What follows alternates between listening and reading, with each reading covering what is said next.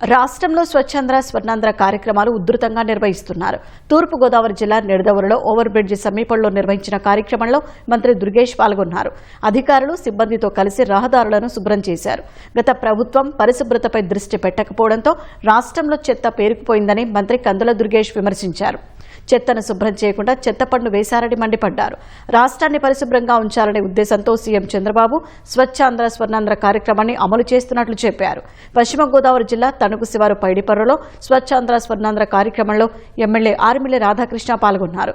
ఈ కార్యక్రమంలో ప్రజలు కూడా భాగస్వాములై పరిసరాలు శుభ్రం చేయాలని ఎమ్మెల్యే పిలుపునిచ్చారు.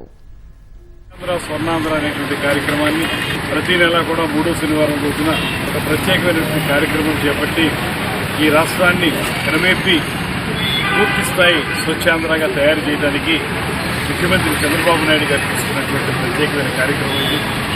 2 సంవత్సరాల క్రితం 5 సంవత్సరాల పాటు పరిపాలించినటువంటి ఆ ప్రభుత్వం ఈ పట్టణంలో కానీ ఈ నియోజకవర్గంలో కానీ కన్నులు కొట్టి చెత్తని పేరుకుపోయి ఉండేలాగా ఏ రోజు కూడా చెత్త మీద ప్రత్యేకమైన దృష్టి పెట్టి పరిశుభ్రత మీద దృష్టి పెట్టే సందర్భం లేనటువంటి విషయాలను మనం ఆలోచిస్తాం.